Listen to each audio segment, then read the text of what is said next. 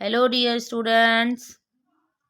I hope you all are fine and welcome back to our YouTube channel. Class 6, Chapter 4 Data Handling and Presentation. हमारा page number 76 तक हम already complete कर चुके थे and 77 पर हमारा नेक्स्ट फिगर इट आउट अभी हम करने वाले हैं। तो बच्चा उसके लिए हमें डेटा दे रखा है एक, देख लीजिए ये डेटा दे रखा है।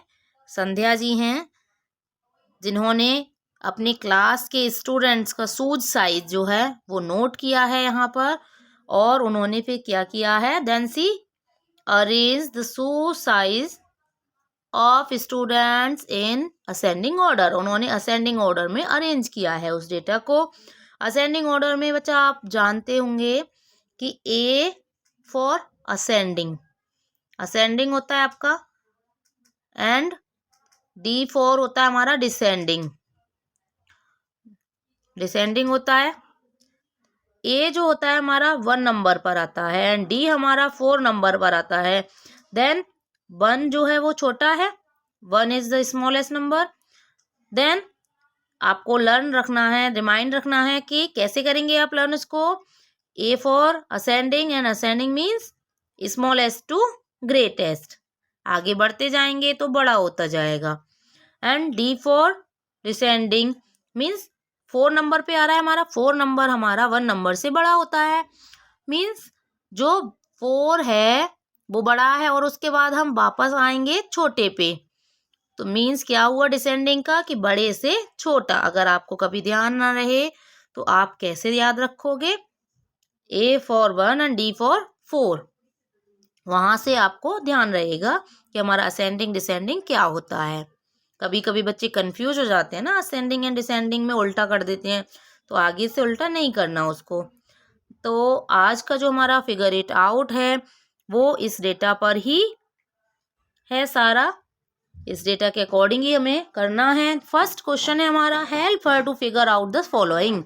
फिगर आउट करने के लिए ये हेल्प करेंगे हम उनकी। First is the largest shoe size in the class. तो बच्चा लार्जेस्ट शू साइज मीन्स सबसे बड़ा 7 होगा, लास्ट में है ना, असेंडिंग में है, देन लास्ट में सबसे बड़ा होगा। 7 is the largest number, so largest shoe size is 7।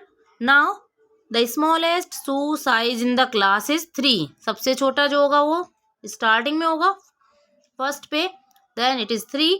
There are students who wear shoe size 5। 5 number का जो शूज है वो कितने स्टूडेंट्स पहनते हैं, तो बच्चा काउंट करेंगे 1 2 3 4 5 6 7 8 9 एंड 10।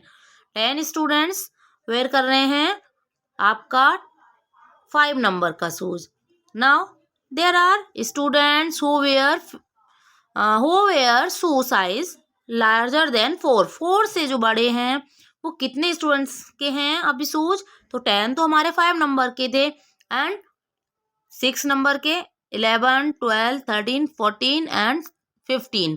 टोटल हमारे हो गए यहाँ पर 15 स्टूडेंट्स जो 4 नंबर से बड़े साइज के शूज पहनते हैं। Now come on the next part, question number 2, how did arranging the data in ascending order help to answer these questions. तो किस तरह से हमने जब डेटा को अरेंज कर लिया है असेंडिंग ऑर्डर में, तो किस तरह से उस डेटा ने हेल्प की हमारी। It help to find smallest and greatest value and frequencies quickly and easily. तो अगर अभी ये डेटा सारा अरेंज नहीं होता स्मॉलेस्ट एंड ग्रेटेस्ट के अकॉर्डिंग, तो क्या होता कि हम स्मॉलेस्ट और ग्रेटेस्ट ढूंढने के लिए हमें बार बार देखना पड़ता, सारे डेटा को चेक करना पड़ता। तो हमने जब असेंडिंग या डिसेंडिंग में इसको अरेंज कर लिया तो क्या हुआ कि हमने इजीली वहां से वैल्यू को फाइंड आउट कर लिया और बहुत जल्दी से कर लिया। लेकिन अगर आपका ये डेटा अरेंज नहीं होता तो क्या करते, आपको 1 by 1 सारा चेक करना पड़ता। Okay, now come on third question, are there other ways to arrange the data. क्या और भी तरीके हैं इस डेटा को अरेंज करने के। Yes, data can be arrange in descending order to find largest value first. इसको हम डिसेंडिंग ऑर्डर में भी अरेंज कर सकते थे, जिससे क्या होता कि अभी तो हमें स्मॉलेस्ट वैल्यू स्टार्टिंग में मिल रही थी, देन जब हम अगर उसको डिसेंडिंग में अरेंज करते तो हमें लार्जेस्ट वैल्यू पहले मिलती। And it can be arranged by frequency, और फ्रीक्वेंसी के अकॉर्डिंग भी हम अरेंज कर सकते थे to see most common entries quickly. जैसे मान लीजिए कि किसकी फ्रीक्वेंसी सबसे ज़्यादा है, जिस नंबर की सबसे ज़्यादा है, जैसे आपकी 10 की फ्रीक्वेंसी सबसे ज़्यादा अगर है 5 की फ्रीक्वेंसी जो 10 है हमारी, वो सबसे ज़्यादा है मोस्ट कॉमन, तो क्या होगा, 10 को सबसे ज़्यादा ले लो, 5 को ऊपर ले लो, फिर उसके बाद हमारा जैसे 4 है तो 4 ले लिया, 6 ले लिया, 3 ले लिया, देन 7। इस तरीके से भी आप ले सकते हो, या फिर हम ऊपर से नीचे भी, जैसे 7 को हमने पहले ले लिया, मिनिमम फ्रीक्वेंसी है जिसकी 7, हाँ 7 केवल 1 स्टूडेंट का साइज है तो 7 ले लिया, फिर उसके बाद हमने जो 3 ले लिया, फिर 6 ले लिया, 4 ले लिया, 5 ले लिया, इस तरीके से भी आप ले सकते थे। Now come on the next question number 4। Question number 4 है हमारा, write the names of a few trees you see around you. कुछ नेम आपको लिखने हैं जो पेड़ आप अपने पास देखते हैं।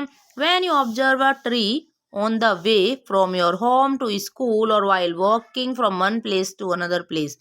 जब आप एक जगह से दूसरी जगह जाते हैं या फिर अपने घर से स्कूल जाते हैं और एक जगह से दूसरी जगह जाते हैं, record the data and fill in the following table. तो इस डेटा को आपको रिकॉर्ड करना है और इस टेबल को फिल करना है। तो चलिए आ जाते हैं, ये टेबल देख लेते हैं हम। यहाँ पर ट्रीज 2 आपको दिए हुए हैं, पीपल के ट्रीज जो हैं हमने जैसे 3 देखे, तो 3 ये डेटा जो होगा सबका डिफरेंट हो सकता है, जरूरी नहीं कि हमारे सेम ही आंसर्स हों। नीम के ट्रीज मान लीजिए 3 देखे मैंने तो 3 लिख दिया मैंने। मैंगो ट्री देखे 2 एंड बेनियन ट्री देखे 4, तो ये मैंने यहाँ कंप्लीट किया। Now come on the questions of this. तो इस टेबल से जो रिलेटेड क्वेश्चंस हैं वो अभी हम देख लेते हैं। Which tree was found in the greatest number. Greatest number में कौन सा ट्री था हमारा, banyan tree. Okay, now B part, which tree was found in the smallest number. सबसे कम जो था वो कौन सा था, mango tree. Okay, were there any 2 trees found in the same number. क्या कोई भी ऐसे 2 ट्रीज हैं जो सेम नंबर में हैं वो, तो आपको ये बताना है कि वो 2 ट्रीज कौन से हैं। तो यस है, कौन से हैं बच्चा, पीपल एंड नीम। दोनों ट्रीज के जो नंबर हैं वो सेम हैं, तो आप यहाँ लिख सकते हैं yes, peepal and neem are the trees which have same numbers. Now come on the 5th question. Question number 5, take a blank piece of paper and paste any small news item from a newspaper. तो एक news item आपको paper से लेना है और एक paper पर उसको पेस्ट करना है। ईच स्टूडेंट में यूज अ डिफरेंट आर्टिकल। कोई भी स्टूडेंट्स, हर स्टूडेंट्स जो है वो उसको अलग अलग आर्टिकल को पेस्ट करेगा। ऐसा नहीं कि कोई भी आपका स्टूडेंट्स कुछ भी लिख लेगा तो मीन सेम लिख लेगा, कोई भी कुछ भी लिख सकता है, लेकिन सबका डिफरेंट होना चाहिए। ऐसा नहीं कि सारे पूरी क्लास एक से ही लिख लेगी, नहीं। Now prepare a table on the piece of paper as given below. तो उस पेपर को हमने पेस्ट कर लिया और उसके बाद क्या किया, उसके लिए एक टेबल हमने प्रिपेयर की। Count the number of each of the letters. तो ये जो आपके लेटर्स दिए हैं CEIR and X in the words of the news articles.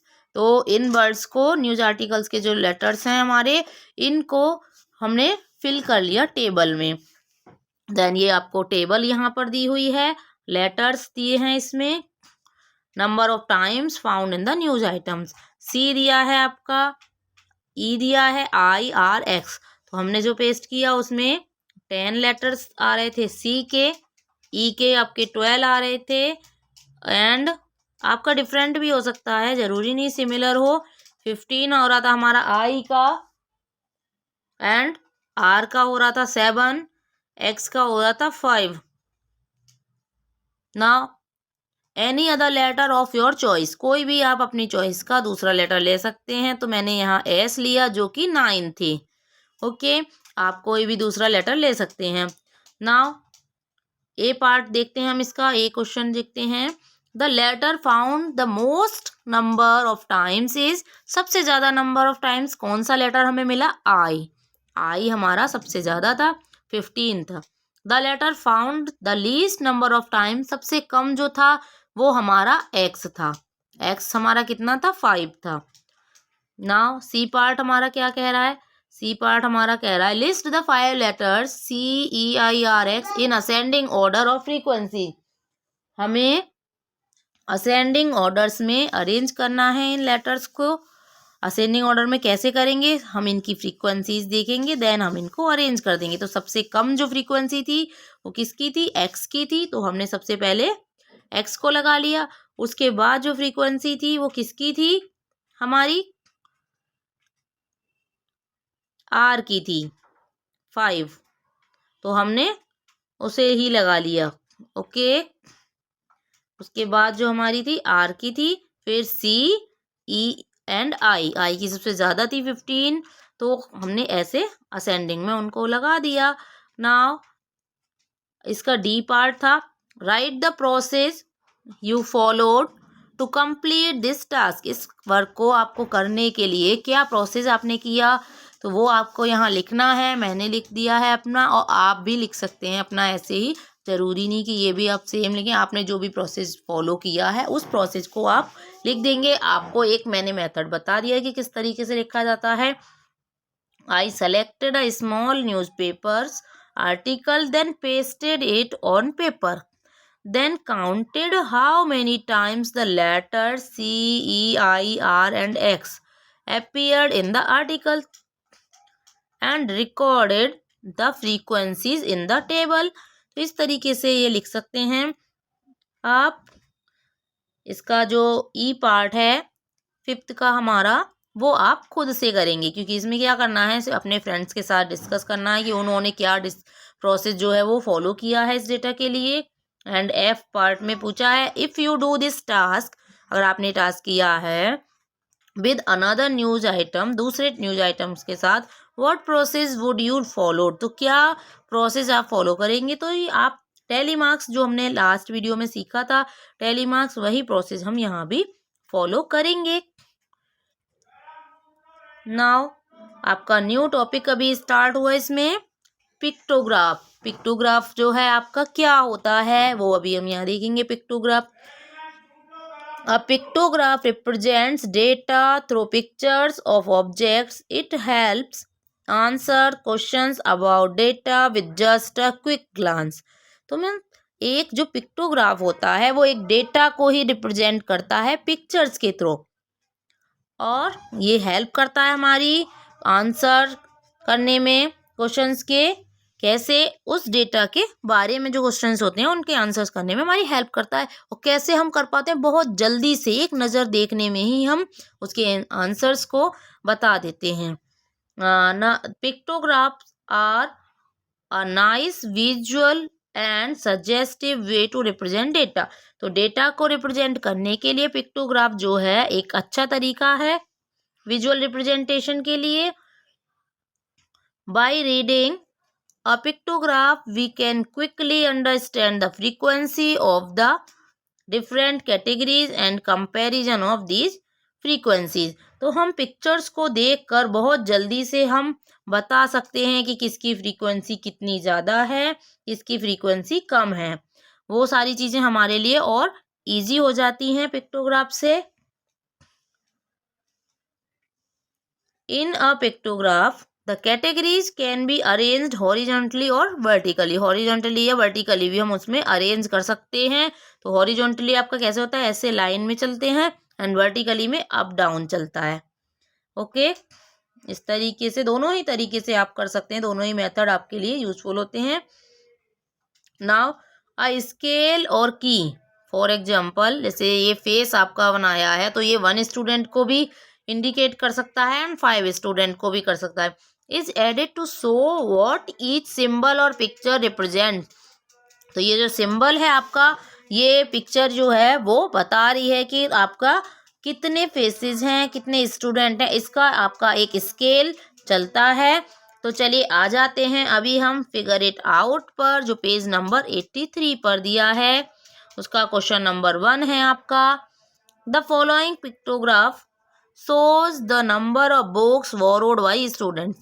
तो कुछ स्टूडेंट्स ने बुक्स को बोरो किया, जैसे लाइब्रेरी से आप भी लेते हैं, in a week from the library of middle school Kinnauri. Kinnauri का एक स्कूल है मिडल स्कूल, वहाँ से उन्होंने उस डेटा को कलेक्ट किया। तो ये यहाँ पर डेटा दे रखा है, मंडे को जो बुक्स ली। अब यहाँ पर देखिए स्केल जो है, ये स्केल होता है हमारा, ये पिक्टोग्राफ है और यहाँ पर ये स्केल आपको दिया है 1 बुक का, मीन्स 1 ही बुक दिया है इन्होंने यहाँ पर। देन मंडे को कितनी बुक्स आपकी बोरो की थी उन्होंने, 1 2 3 4 5 बुक्स। इसी तरह से थर्सडे को कोई भी बुक बोरो नहीं की एंड सैटरडे को सबसे ज़्यादा बुक बोरो की। तो हमने बिल्कुल एक नज़र में ही देखते ही बता दिया कि कहाँ पर मिनिमम था, कहाँ पर मैक्सिमम था, कहाँ पर जीरो था। मतलब आपको ज़्यादा देखने की ज़रूरत नहीं पड़ी उसमें। तो अभी इसके जो क्वेश्चंस हैं वो हम देख लेते हैं। On which day were the minimum number of books borrowed. तो minimum numbers of book borrowed तो मीन्स कहाँ, थर्सडे में कोई भी बुक नहीं ली गई, मीन्स जीरो था। तो मिनिमम नंबर ऑफ बुक्स क्या हुआ, जीरो हुआ। और कौन से डे हुआ, थर्सडे में। तो आप यहाँ लिखेंगे ए के आंसर में Thursday. Okay, now B part देखते हैं। What was the total number of books borrowed during the week. तो टोटल बुक्स जो है वो आप काउंट करेंगे, देखिए 1 2 3 4 5 6 7 8 9 10 11 12 13 14 15 16 17 18 19 20 21 22 23 24। जो टोटल बुक्स हैं हमारी वो कितनी हैं, 24 हैं। नाउ सी पार्ट में आपका दिया है on which day were the maximum number of books borrowed. तो कौन से दिन आपकी सबसे ज्यादा बुक बोरो हो रही हैं, सैटरडे में। सैटरडे में कितनी बुक्स बोरोड हो रही थी, 1 2 3 4 5 6 7 8 बुक्स बोरोड हो रही थी। What may be the possible reason. तो रीजन आपका क्या होगा, नेक्स्ट डे इज हॉलीडे। अगले दिन क्या था, हॉलीडे था। They would have enough time to read. तो बच्चों के पास क्या था कि बहुत सारा टाइम था उन बुक्स को रीड करने के लिए, इसीलिए ज़्यादा से ज़्यादा बच्चों ने सैटरडे में बुक्स को बोरो किया। नाउ क्वेश्चन नंबर 2, मगन भाई sells kites at Jamnagar. Jamnagar पर जो हमारे मगन भाई हैं वो काइट्स को सेल करते हैं। 6 shopkeepers from nearby villages come to purchase kites. तो 6 शॉपकीपर्स हैं, वो काइट्स को परचेज करने के लिए आते हैं। The number of kites he sold of these 6 shopkeepers are given below. तो जो नंबर ऑफ काइट्स हैं, कितनी कितनी उन्होंने बेची हैं, वो आपको यहाँ पर शो कर रखी हैं। 6 शॉपकीपर्स ने यहाँ बेची हैं, 6 शॉपकीपर से 6 लोगों ने यहाँ पर परचेज की हैं। तो वो आप यहाँ देख लीजिए। चमन ने 250, रानी ने 300 एंड रुखसाना ने 100, जसमीत ने 450, जेठालाल ने 250 एंड पूनम बेन ने 700। तो बच्चा हमारा जो इस क्वेश्चन में सबसे पहले तो हमें एक पिक्टोग्राफ बनाने को दिया है और उसमें हमारा स्केल भी दिया है कि 100 काइट्स में हमें 1 काइट इस तरीके से पिक्चर 1 काइट की शो करनी है। तो आपको जब दिया है तो हम चमन ने कितनी काइट्स थी चमन के पास, उसने खरीदी थी शॉपकीपर से 250। तो 50 को हाफ काइट ऐसे मार्क करेंगे एंड देन ये हमारा हो गया 100 200 एंड 250। एंड रानी के पास 300 थी तो 100 200 एंड 300। रुखसाना के पास जो थी, रुखसाना के पास हमारी 100 थी तो ये हमने सिर्फ 1 ही काइट यहाँ पर बनाई है। एंड अभी अगर हम नेक्स्ट आते हैं, देखिए तो ये जसमीत के पास थी आपकी 450 एंड 100 200 300 400 एंड 450। सेम हमने जेठालाल का कर दिया 250 एंड पूनम बेन जो थी उनके सबसे ज़्यादा थी तो उनकी कितनी थी 700 100 200 3 4 5 6 7। तो 700 थी हमारे उनके पास काइट। तो चलिए अब आ जाते हैं हम क्वेश्चन स्पेस के। तो देखिए जो हमारा ए पार्ट था, how many symbols represent the kite that Rani purchase. तो अभी आपने देखा था रानी ने कितनी काइट्स परचेज की थी, 300। देन 3 सिंबल्स हमने वहाँ पर बनाए। Who purchase the minimum number of kites. Sorry maximum number, तो मैक्सिमम नंबर ऑफ काइट किसने, पूनम बेन ने परचेज की थी। And who purchase more kites, Jasmeet और चमन, जसमीत और चमन में से किसने ज़्यादा काइट्स परचेज की थी, तो जसमीत ने ज़्यादा काइट परचेज की थी। And Rukhsana says Poonam Ben purchased more than double the number of kites that Rani purchase, तो रुखसाना कहती है कि जो रानी ने जो परचेज, पूनम बेन ने जो काइट परचेज किए हैं वो रानी की काइट से डबल से, रानी की काइट का डबल से भी ज़्यादा है। तो देखिए क्या हमने पूनम बेन की काइट, सॉरी पूनम, जो रानी की काइट थी वो 300 थी, और पूनम बेन की जो काइट है वो कितनी है, तो उसे अगर हम 300 को मल्टीप्लाई करते हैं देन 100 उसमें प्लस करते हैं, तो हमारा 600 प्लस 100, तो हमारा कितना बनना है, 700 बनना है। दैट मीन्स क्या हुआ कि रानी की जो काइट्स थी वो 300 थी और पूनम बेन की जो काइट्स थी वो 700, मीन्स डबल से भी ज़्यादा हैं रानी की काइट्स के अकॉर्डिंग पूनम बेन के पास। तो चलिए अभी नेक्स्ट क्वेश्चन पर आते हैं। नेक्स्ट जो है हमारा बार ग्राफ है, यहाँ पर हम बार ग्राफ पर आ जाएंगे। अभी बार ग्राफ्स क्या होते हैं बच्चा, बार ग्राफ्स है bars of uniform width, the length और height then decided then increased indicates the total frequency of occurrence। तो मीन्स इस तरीके से आपने देखा होगा, ऐसे करके आपने इस तरीके से जो आपके ग्राफ्स होते हैं जो हमारे, उनको हम क्या कहते हैं, बार ग्राफ कहते हैं। ये आपको पता है इसमें क्या होता है, यूनिफॉर्म विड्थ मतलब जो चौड़ाई होती है, विड्थ जो होती है वो यूनिफॉर्म एक बराबर होती है, सभी की जो विड्थ होगी ये हमारी इक्वल चलेगी, और जो हाइट्स होती हैं वो अलग अलग होती हैं सभी की। ओके बच्चा, आई थिंक आपको समझ में आ गया होगा। It can help us to quickly understand and interpret information such as the highest value, the comparison of the values of different categories. तो ये जो होती है हमारे जो ग्राफ होता है, बार ग्राफ हमारा, तो इसमें बार जो होते हैं वो उससे क्या होता है हमारा, it can help us to quickly understand, तो जल्दी से हमें समझ पाते हैं, हम इस पर इन्फॉर्मेशन को भी हम जल्दी से वहाँ से समझ जाते हैं और कलेक्ट कर लेते हैं इन्फॉर्मेशन वहाँ से। Such as the highest value, जैसे कि सबसे ज़्यादा वैल्यू किसकी, हाईएस्ट वैल्यू किसकी है, तो वो हम सारा क्या करते हैं, वो एकदम हम जल्दी से देखते ही हम बता देते हैं कि हमारी हाईएस्ट वैल्यू किसकी होगी, और कंपैरिजन भी कर पाते हैं कि कौन सा वैल्यू जो है वो कम है, कौन सी ज़्यादा है, अलग अलग कैटेगरीज को। तो चलिए अभी नेक्स्ट है हमारा, देखिए इसमें एक हमारा यहाँ पर क्वेश्चन दिया है, उसी के नीचे let's take a data collected by Lakhanpal earlier regarding the number of students absent on one day in each class. हर क्लास में कुछ बच्चे एब्सेंट्स थे, तो देखिए जो लखनपाल थे उन्होंने ये डेटा जो है आपका कलेक्ट किया है, और उन्होंने फिर उसके लिए आपका एक बार ग्राफ बना रखा है। He presented the same data using a bar graph, 1 unit जो लिया है उन्होंने, 1 यूनिट लेंथ, उसमें 1 स्टूडेंट को इंक्लूड किया है उन्होंने। Number of students absent in each class, सारे स्टूडेंट्स के लिए उन्होंने देखो यहाँ पर ये आपका एक बार ग्राफ बना रखा है।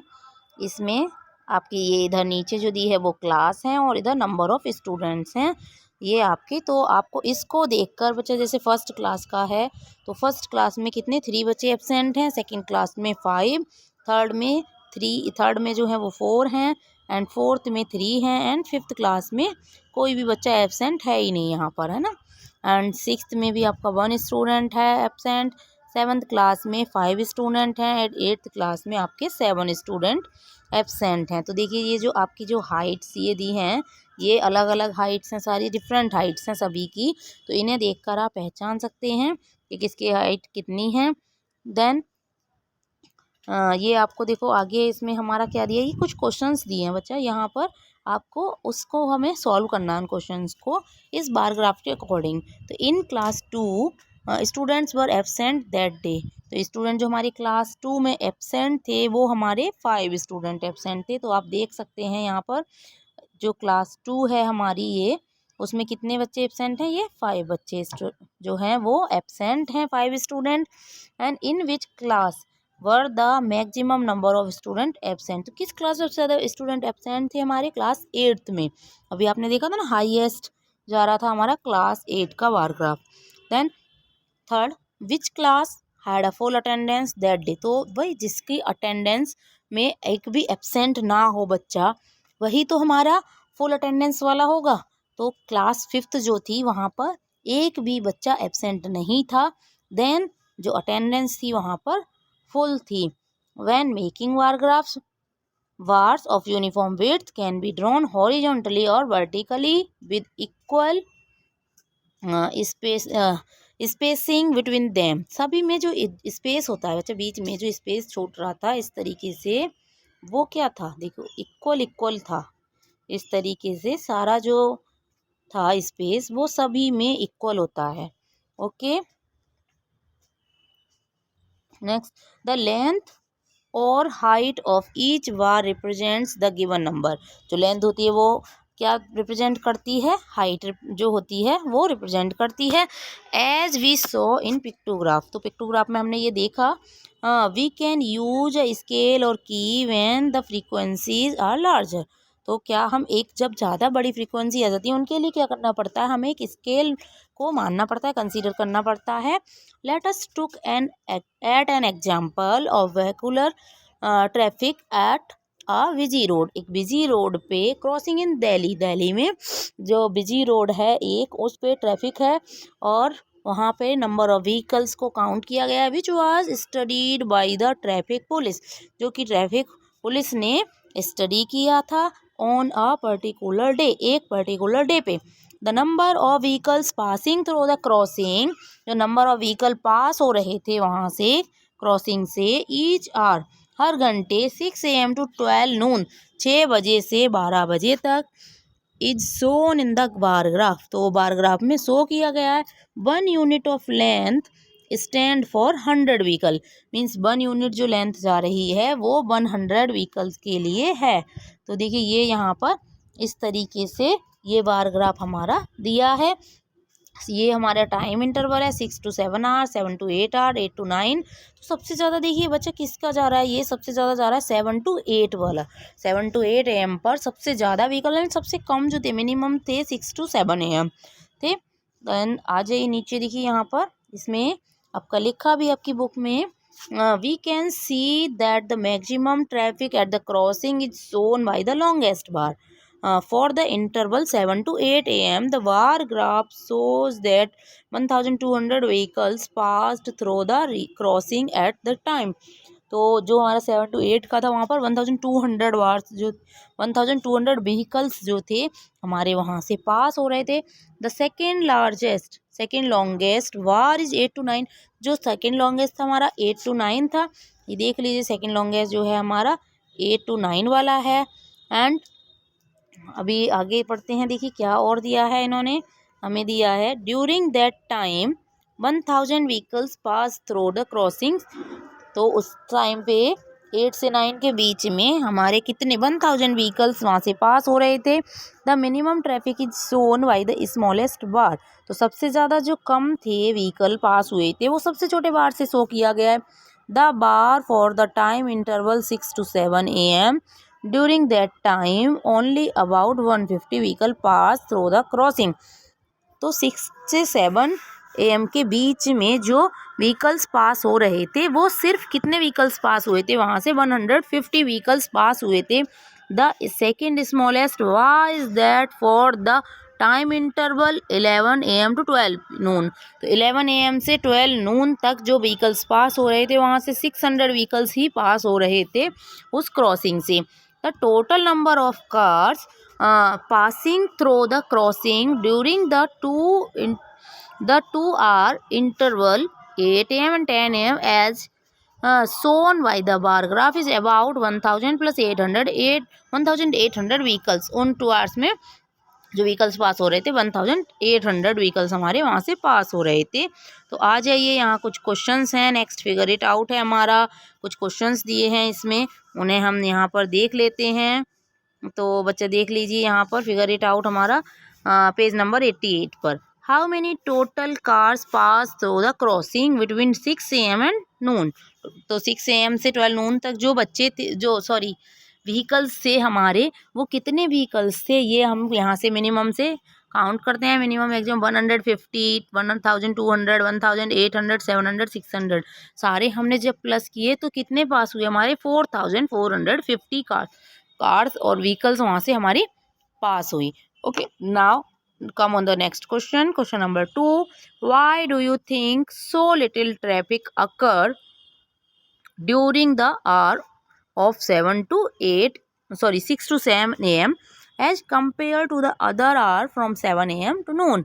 Means जो हम कैसे हम ये सोचेंगे, कैसे आप ये सोचते हो कि जो ट्रैफिक था वो बहुत कम था कब 6 से 7 आवर्स पर और बाकी के जो आवर्स थे उनके कंपैरिजन में, because only about 150 vehicles pass through the crossing, क्योंकि सिर्फ वहाँ से 150 व्हीकल्स ही हमारे पास हो रहे थे ना उस टाइम पे। And the bar for time 6 to 7 AM is smallest bar, और जो बाहर जो शो कर रखा है हमें वो स्मॉलेस्ट है, सबसे छोटा है, तो दैट मीन्स कि वहाँ से सबसे ज़्यादा कम जो व्हीकल्स थे वो पास हो रहे थे उस टाइम पर। Now come on the next question. Question number 3. Why do you think the traffic was heaviest between 7 AM and 8 AM? कि कैसे हम ये सोच सकते हैं कि जो ट्रैफिक था 7 से 8 AM पे वो बहुत ज़्यादा था। तो because the time 7 AM to 8 AM is shown by the longest bar. किससे शो हो रखा है वो टाइम जो है हमारा 7 to 8 वाला, वो सबसे बड़े बार से शो हो रखा है, लॉन्गेस्ट बार, सबसे लंबा बार जिसका बना हुआ है। उसका मतलब है वहाँ पर कितने उस टाइम पे 1200 व्हीकल्स हमारे पास हो रहे हैं उस time. Why do you think the traffic was lesser and lesser each hour after 8 AM all the way until noon? तो उसके बाद जो 8 AM के बाद में जो भी आपके आवर्स जा रहे थे उनमें जो ट्रैफिक था वो कम होता जा रहा था हर घंटे दोपहर तक। तो देखिए क्यों होता जा रहा था, ऐसा हम क्यों सोच रहे हैं? Because most commuters have reached there destination by 8 AM। तो ऑफिस टाइम जो होता है मोस्टली हमारा 8 AM तक होता है, 8-9 तक भी मान लीजिए, लेकिन 8 के बाद में हम लोग घर से बहुत ही कम लोग होते हैं जो निकलते हैं, तो इस वजह से धीरे धीरे जो ट्रैफिक होता है वो कम होता जाता है और ज़्यादातर जो लोग होते हैं कम्यूटर्स होते हैं वो अपने डेस्टिनेशन तक पहुंच जाते हैं। तो आज का वीडियो हमारा आपको कैसा लगा बताइए हमें कमेंट में, और अगर आपको वीडियो अच्छा लगता है तो लाइक कीजिए हमारे इस वीडियो को, और चैनल को आगे बढ़ाने के लिए थोड़ा मोटिवेट कीजिए, प्लीज़ शेयर कीजिए। एंड अगर आपने अभी तक सब्सक्राइब नहीं किया है तो सब्सक्राइब कीजिए, जिससे हम और भी वीडियो आपके लिए ला सकें एंड हमें थोड़ा मोटिवेशन मिले। Thanks for watching.